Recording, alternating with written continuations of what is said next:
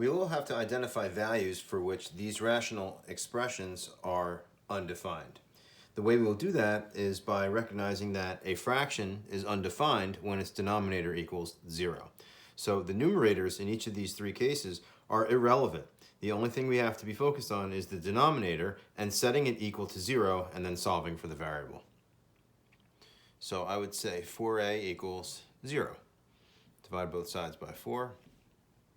And a would equal 0/4 or 0. So the only variable, or the only value of a, which is not allowed, is a equaling 0. Because when a does equal 0, 4 times 0 is 0, and this fraction is now undefined because we are asked to divide by 0.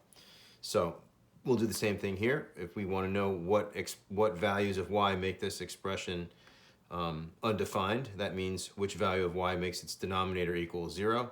The numerator is irrelevant. All we have to do is set the denominator equal to 0 and then solve. What we'll do here is we'll factor out a factor of y. So we'll take y parentheses y minus 5 equals 0. And then since we have two factors, y and y minus 5, that multiply to equal 0, we have to allow for each of those two factors to equal 0, in which case y could equal 0 because this could be 0 times whatever this is to equal a product of 0. Or y minus 5 could equal 0, in which case y equals positive 5. So we will have two solutions here. There are two values for y that make this expression's denominator equal to 0. It would be when y equals 0, because 0 squared is 0, minus 5 times 0 is 0, so 0 minus 0 is 0. Or when y equals 5, because this would equal 25 minus 25, which also equals 0. So for this expression, you would say y cannot equal 0 or 5. We'll do the same thing here. We will set the denominator equal to 0 when we want to find the values of x that make this rational expression undefined. That means what values make the denominator equal 0. The numerator is irrelevant. So we will say 2x squared minus 7x minus 4 equals 0. And then we can solve this by factoring the AC method. I could look at a product and sum. My product would be 2 times negative 4, or negative 8. My sum would be negative 7. So I'm looking for two numbers that multiply to negative 8 and add to negative 7.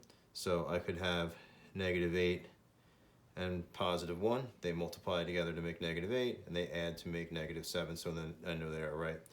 So then I can re-express this as 2x squared minus 8x plus 1x minus 4. All I did was rewrite the negative 7x as negative 8x plus 1x, and then I can factor this by grouping.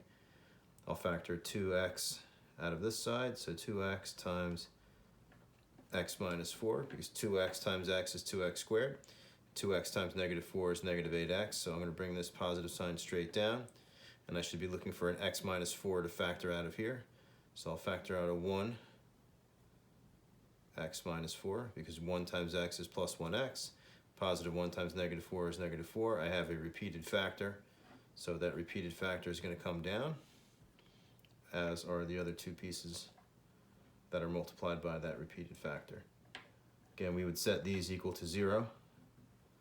So if 2x plus 1 equals 0 and x minus 4 equals 0, then I can solve each of these. Subtract 1. 2x equals negative 1. I divide by 2. I know this is small, but x would equal negative 1/2. Then here I would add 4 to both sides, and x would equal 4. So x cannot equal negative 1/2, and x cannot equal 4, because those are the two values of x that would make the denominator equal to 0, which would make this rational expression undefined.